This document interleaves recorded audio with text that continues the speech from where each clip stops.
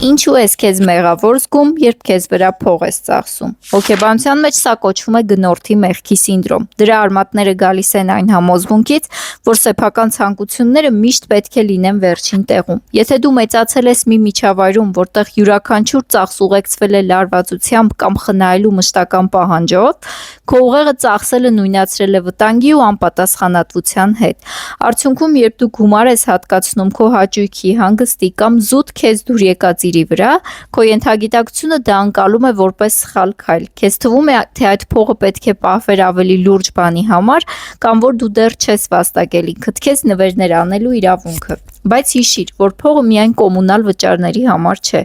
Փողը քո էներգիայի ու աշխատանքի մարմնավորումն է։ Եվ եթե դու այդ էներգիայից երբեք չես վերադարձնում քեզ, դու աստիճանաբար կորցնում ես ավելին վաստակելու մոտիվացիան։ Սեփական անձի վրա ծախսելը ագահություն կամ քմահաճույք չէ։ Դա քո իսկ ներդրած ջանքերը գնահատելու ու սեփական կյանքի որակը հարգելու ամենաուղիղ ձևն է։ Հետևիր էջին փողի հոգեբանությունը հասկանալու համար։